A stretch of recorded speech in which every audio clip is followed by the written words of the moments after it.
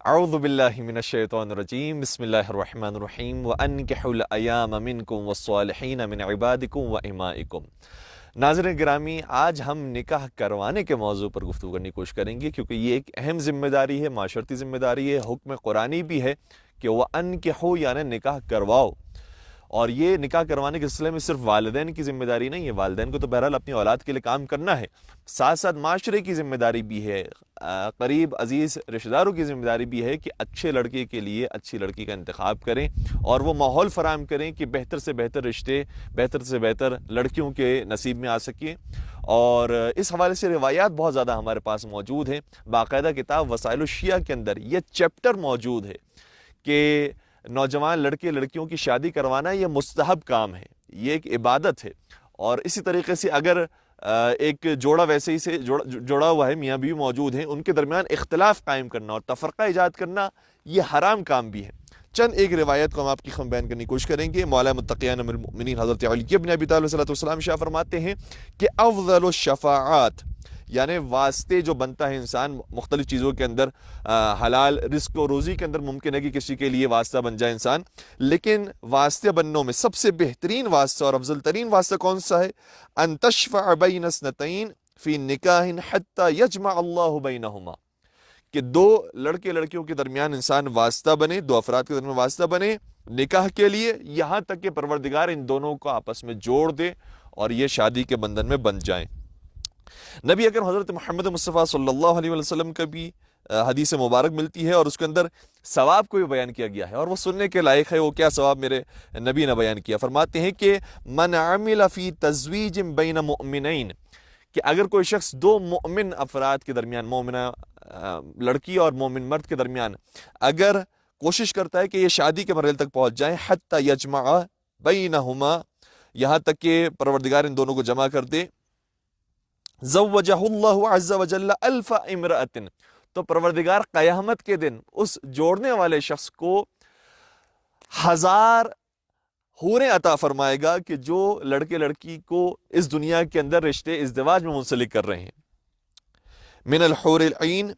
کل امرأۃ فی قصر من در و یاقوت، اور پھر اس حور کے بھی بارے میں نبی ارشاد فرماتے ہیں کہ وہ حور کیسی ہوگی جو اس محل کے اندر ہوگی جو در اور یاقوت کا محل ہوگا، اور پھر ان کے بارے میں اور باتیں نبی اکرم نے بیان فرمائی، اور پھر یہ بھی بیان فرمایا کہ 1 سال تک کے روزوں کا ثواب ملتا ہے، 1 سال تک کے قیام کا اور عبادتوں کا ثواب ملتا ہے اس شخص کو کہ جو نوجوان لڑکے لڑکیوں کو شادی تک پہنچانے کا فریضہ انجام دیتے ہیں۔ ساتھ ساتھ یہ بھی بیان فرمایا ہے کہ اگر ان کے درمیان کوئی اختلاف قائم کرتا ہے، اور حتیٰ یہ بیان فرمایا کہ اگر کوئی اختلاف ایجاد کرنے کی کوشش کرتا ہے لیکن اپنی کوشش میں کامیاب نہیں ہو پاتا، تو کامیاب نہ ہونے کے باوجود بھی ایسا شخص ذمہ دار ہوگا اور وہ گناہ کا مستحق قرار پائے گا اور وہ عذاب کا مستحق قرار پائے گا، اور اگر وہ کامیاب ہو جاتا ہے تو پھر اس کا عذاب بہت سخت ہے اور پروردگار کی لعنت اس کے اوپر نازل ہوگی، اور پروردگار نظر کرم ایسے شخص کے اوپر نہیں فرمائے گا۔ ایک اور روایت ہے کہ جس میں چھٹے بلکہ 7 امام حضرت امام موسیٰ کاظم علیہ الصلوۃ والسلام نے اپنے ایک صحابی کو بھیجا اپنی پھوپھی کے یہاں کہ ایک ہمارے بھائی ہیں محمد بن جعفر، چونکہ امام کا نام موسیٰ ابن جعفر ہے، ان کے بھائی محمد بن جعفر کا ان کے لیے مہر کا کچھ انتظام کر دیجئے، اور ایک ساتھ ساتھ حدیث بھی لکھ کر ایک نامے کے اوپر ایک پرچے کے اوپر بھیجی۔ اور جب وہ صحابی کہتا ہے کہ میں لے کر وہ نامہ پہنچا تو ان کی پھوپھی نے اس پرچے کو کھولا اور حدیث کو میرے سامنے پڑھا اور بیان کیا کہ اس میں کیا لکھا ہوا ہے۔ تو یہ لکھا ہوا تھا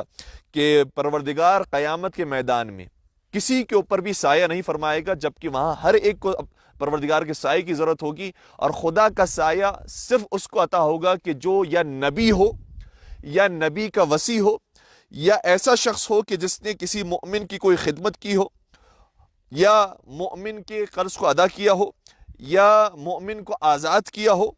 یا مومن کی شادی کروائی ہو۔ تو ایسے افراد کے اوپر پروردگار کا سایہ نازل ہوگا اور ایسے افراد کو پروردگار کا سایہ نصیب ہوگا۔ البتہ یہاں جب ہم اس کے ثواب کو بیان کر رہے ہیں اور اس کی اہمیت کو بیان کر رہے ہیں کہ یہ کتنا نیک عمل ہے، اور اس نیک عمل کے اندر ظاہر سی بات ہے کہ اب ادارے بھی موجود ہیں، ویب سائٹس موجود ہیں، بہت یہ وسیع پیمانے پر کام ہو رہا ہے، اور اگر کوئی لڑکے لڑکیوں کو رشتہ کروانے کے لیے پیسے بھی ڈیمانڈ کرتا ہے تو اس کے اندر کوئی حرج نہیں، کیونکہ یہ حلال کام ہے، ڈیمانڈ کیا جا سکتا ہے۔ البتہ ثواب انشاءاللہ ان افراد کو زیادہ ملے گا کہ جو فی سبیل اللہ یہ کام انجام دے رہے ہیں۔ تو اگر ہم ویب سائٹ کو دیکھتے ہیں اور اس طرح سے رشتوں کو دیکھتے ہیں تو کبھی کبھار کچھ اور نئے زمانے کی مشکلات بھی پیدا ہوتی ہیں، خاص طور پر جب جو نیو جنریشن خود اپنی پسند سے رشتہ کرنا چاہتے ہیں تو ویب سائٹ پر، فیس بک کے اوپر یا ٹویٹر کے اوپر یا مختلف سوشل میڈیاز کے اوپر جب وہ لڑکے لڑکیاں آپس میں بات کر رہے ہوتے ہیں تو لڑکے کی بھی بڑی خوبصورت ڈی پی ہوتی ہے کہ اگر وہ لڑکا حقیقی طور پر اس لڑکی کے پاس پہنچ جائے تو وہ لڑکی پہچان بھی نہیں پائے گی کہ میں کس لڑکے کے پاس بیٹھی ہوئی ہوں، یہ وہی لڑکا ہے کہ جس سے آپ بات کر رہی تھی۔ اور اسی طرح سے لڑکیوں کی تصویریں بھی اس طرح سے سوشل میڈیا کے اوپر رکھی جاتی ہیں اور اس طرح سے بات ہو رہی ہوتی ہے کہ پہچان نہیں پاتا کہ انسان یہ وہی لڑکی ہے کہ جو اصلی زندگی میں اس طرح سے نظر آ رہی۔ تو یہ ایک بہت بڑا المیہ اور بہت خطرناک کام ہے، اس لیے ہم پہلے بھی آپ کی خدمت بیان کر چکے ہیں کہ ان افراد کے ساتھ شادی کروائی جائے اور ان افراد کے ساتھ رشتہ جوڑا جائے کہ جن کو انسان پہلے ہی سے جانتا ہو، ایک ان کا سابقہ معلوم ہو اور اچھی طریقے سے ڈیٹیلز معلوم ہونے کے بعد یہ قدم اٹھایا جائے۔ ورنہ اگر خدا نخواستہ بہت جلدی میں کام کر لیا گیا ہے یا کوئی تصویر کچھ دکھائی گئی ہے اور شادی ہونے کے بعد کچھ اور تصویر آتی ہے ذہن میں اور کچھ اور مسائل پیش آتے ہیں، تو کچھ ایسے چیزیں ہیں کہ جس کے بعد یہ رشتہ باقی نہیں رہتا اور خود بخود یہ رشتہ ٹوٹ جاتا ہے۔ مرد کو طلاق دینے کی ضرورت نہیں ہے، وہ فسخ کر دے تو یہ رشتہ ٹوٹ جاتا ہے۔ 6 ایسی چیزیں ہیں کہ جو اگر لڑکی کے اندر پائی جائے، بعد میں پتہ چلے شادی کے بعد، تو وہ نکاح باقی نہیں رہتا اور نکاح فسخ ہو جاتا ہے اگر مرد فسخ کر دے تو۔ اور 4 ایسی چیزیں ہیں کہ جو لڑکی کو پتہ چلے لڑکے کے بارے میں تو وہ بھی نکاح کو فسخ کر سکتی ہے، اس کو طلاق لینے کی ضرورت نہیں ہے۔ وہ 6 چیزیں کون سی ہیں؟ میں پہلے لڑکی کے حوالے سے آپ کی خبر بیان کر دوں کہ لڑکی کے اندر اگر یہ خدا نخواستہ عیب پائے جاتے ہیں اور خامیاں پائی جاتی ہیں جبکہ پہلے بتایا نہیں گیا تھا، تو وہ بغیر طلاق کے بھی فسخ ہو سکتا ہے، یعنی پھر اس کو مہر بھی ادا نہیں کیا جائے گا۔ اس میں سے پہلی چیز یہ کہ اگر لڑکی دیوانی ہے، مجنون ہے، رشتہ کروا دیا گیا، کسی نے کہا کہ بہت اچھی لڑکی ہے، تصویر دکھا دی گئی، ہاں دیکھنے بھی خوبصورت ہے، لیکن جب شادی ہو گئی تو پتہ چلا نہیں بات کرتی ہے، اور جب گفتگو ہونا شروع ہوئی تو پتہ چلا کہ نہیں یہ لڑکی تو دیوانی ہے۔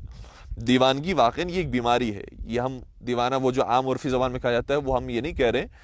اگر وہ حقیقت میں مجنون ہو تو پھر ایسی لڑکی کے ساتھ بغیر طلاق کے بھی نکاح فسخ ہو جاتا ہے۔ دوسری اگر خرابی اور دوسرا عیب اس کے اندر موجود ہے کہ لڑکی کے اندر جذام کی بیماری ہو تو پھر بغیر طلاق کے بھی ایسے لڑکی کو جدا کیا جا سکتا ہے اور فسخ کیا جا سکتا ہے اس معاملے کو۔ تیسری چیز برس کی بیماری ہو لڑکی کو خدا نخواستہ۔ چوتھی چیز لڑکی اندھی ہو، نابینا ہو اور یہ بتایا نہ گیا ہو۔ پانچویں چیز لڑکی مفلوج ہو، اس کا چہرہ تو دکھا دیا گیا ہے اور اس کا اوپری حصہ تو بدن کا بتا دیا گیا بھئی یہ لڑکی ہے، اس سے تمہاری شادی کروانا چاہتے ہیں، لیکن جب بعد میں پتہ چلا کہ وہ معلول تھی اور مفلوج تھی، یہ بتایا نہیں گیا تھا، تو پھر مرد کے پاس یہ حق حاصل ہے کہ نکاح وہ توڑ سکتا ہے۔ اور چھٹی چیز افضا شدہ ہو، جس کی تفصیل آپ کتابوں میں دیکھ سکتے ہیں۔ اچھا، 4 ایسے عیب ہیں کہ اگر وہ مرد کے اندر پتہ چل جائے لڑکی کو تو لڑکی بھی بغیر طلاق حاصل کیے وہ معاملہ فسخ کر سکتی ہے اور نکاح فسخ ہو جائے گا۔ اس میں پہلی چیز وہی کہ لڑکا دیوانہ، پتہ چلے کہ لڑکا دیوانہ ہے، لڑکا مجنون ہے۔ دوسری چیز کہ لڑکا جو ہے وہ مرد نہیں ہے تو پھر عورت بغیر طلاق کیے وہ معاملہ فسخ کر سکتی ہے۔ چوتھی چیز ہے کہ مرد تو ہے لیکن مردانہ قوت اس کے اندر پائی نہیں جاتی ہے۔ اور چوتھی چیز یہ کہ اس کے اندر بیضے موجود نہیں ہیں، اور اس کی تفصیل بھی آپ کتابوں کے اندر دیکھ سکتے ہیں۔ لیکن اس کے علاوہ جو عیوب ہیں، اگر وہ عیوب ایسے ہیں کہ جس کی شرط رکھی گئی تھی نکاح کے معاملے کے وقت اور نکاح کرتے وقت اور پھر بعد میں پتہ چلا کہ نہیں شرط کے مطابق عمل نہیں ہوا ہے، تو ایسی صورت میں